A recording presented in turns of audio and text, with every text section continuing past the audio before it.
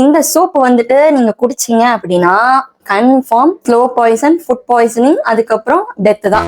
நிறைய ரீல்ஸ் பார்த்து வீட்லயே இந்த யம்மி கொலாஜனை நான் பண்ணேன். 400 ரூபாய்க்கு 4 ஆட்டுக்கால் வாங்கி 1 ரூபா கொடுக்காம 12 கோழிக்கால் வாங்கி அதை நல்லா கிளீன் பண்ணி நகத்தை வெட்டாம 4 மணி நேரம் ஸ்லோ குக் பண்ணி அது ஆறின பிறகு என்கிட்ட இருக்கிற செராமிக் கப்ஸ் அண்ட் கிளாஸ் பாட்டில்ல ஊத்தி அதை ஓவர் நைட் ஃப்ரிட்ஜில் வச்சு காலங்காத்தால வெறும் வயிற்றுல இந்த யம்மியான ஜெல்லியை கப்பில் போட்டு மெல்ட் பண்ணி கொஞ்சம் பெப்பர் போட்டு குடிச்சா ஓ மை காட்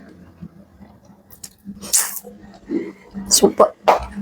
இப்பெல்லாம் எதை ஓபன் பண்ணாலும், இன்ஸ்டாகிராம் ஓபன் பண்ணாலும் சரி, யூடியூப் ஓபன் பண்ணாலும் சரி, போன் பிராத் சூப். என்னங்க டாக்டர் இப்படி சொல்றீங்க? நாங்க வந்து டெய்லி அதை தானே எடுக்கிறோம், எங்களுக்கு ஒண்ணுமே ஆகலையே. அதுவும் இல்லாம மூட்டு தேய்மானத்துல இருந்து எல்லா பிரச்சனைகளுமே சரி பண்ணுது. நீங்க என்ன டாக்டர் வந்து டெத் ஆயிடுவீங்கன்னு சொல்றீங்க அப்படின்னு வந்து கோச்சிக்கிறீங்களா? அப்படிலாம் கிடையாதுங்க. நீங்க வந்து ஃப்ரெஷ்ஷா எடுத்து சாப்பிடுறீங்க. இன்னும் ஒரு கால் வந்து ஒரு பேர் எவ்வளவு வருது? 30 ரூபா வருமா? ஒரு 4 எடுத்து ஃப்ரெஷ்ஷா சாப்பிட்றத விட்டுட்டு என்ன பண்ணிட்டு இருக்கீங்க எல்லாரும்? அதை வந்து மெனக்கெட்டு கொதிக்க வச்சு அதுக்கப்புறம் ஃப்ரீசர்ல வச்சு அதை 2 வீக்ஸ் 1 வீக் ஸ்டோர் பண்ணி அதை திரும்பிய காலையில் எடுத்து ரீஹீட் பண்றீங்க. எதுக்கு? பருத்தி மூட்டை குடோன்ல இருந்திருக்கலான்ற மாதிரிதான்.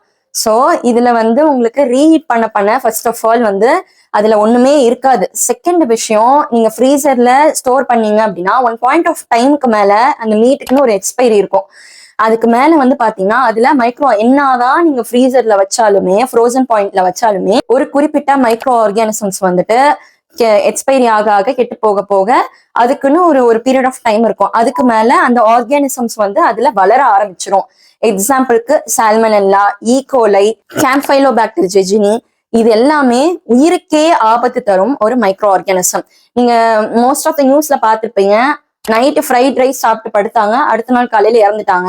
ஏன் இதெல்லாம் மோஸ்ட் ஆஃப் வெஜ்ல நடக்க மாட்டேது, நான்வெஜ்ல நடக்குது? ப்ராப்பரான ஸ்டோரேஜ் இருக்காது ஃபர்ஸ்ட் ஆஃப் ஆல். செகண்ட் விஷயம் என்ன அப்படின்னா, என்னதான் நம்ம வந்து அந்த ஆர்கானிசம்ஸ் வளர்ந்ததுக்கு அப்புறம் எவ்வளவுதான் ஹீட் பண்ணாலும் அந்த ஆர்கானிசம்ஸ் சாகாது. ஒரு பாயிண்ட் ஆஃப் டைம்ல அது நல்லா மல்டிப்ளை ஆகி, நீங்க சில டைம் வந்து ஸ்டோரேஜ்ல மிஸ்டேக் பண்ணுவீங்க. வெளில எடுத்து வச்சுட்டு கூலிங் ஆகட்டும், அதுக்கப்புறம் திரும்பி ஃப்ரிட்ஜ்ல வச்சுக்கலாம். ரொம்ப நேரம் வெளியே இருந்துச்சு அப்படின்னா ஆட்டோமேட்டிக்கா ஆர்கானிசம்ஸ் மல்டிப்ளை ஆரம்பிச்சிடும். ஸோ இந்த மாதிரி ஆகுறதுனால ஃபுட் பாய்சன் ஆகுறதுக்கான சான்சஸ் அதிகம். எதுக்கு ரிஸ்க் எடுத்துட்டு அப்பப்ப ஃப்ரெஷ்ஷா வாங்கி அப்பப்ப ஃப்ரெஷ்ஷா குடிக்கிறதுனால ஃபுல்லா நம்ம உடம்புக்கு தேவையான கொலாஜனும் கிடைச்சிருது, எந்த ஒரு ரிஸ்க் ஃபேக்டரும் கிடையாது. ஸோ இந்த மாதிரி ட்ரெண்டிங்கா இருக்கு அப்படின்னு சொல்லிட்டு ஃபாலோ பண்ணாதீங்க. முன்னொரு காலத்துல எப்படி ஃப்ரெஷ்ஷா செஞ்சு சாப்பிட்டாங்களோ அந்த மாதிரி சாப்பிட்றது தான் நல்லது. Thank you. Follow for more updates.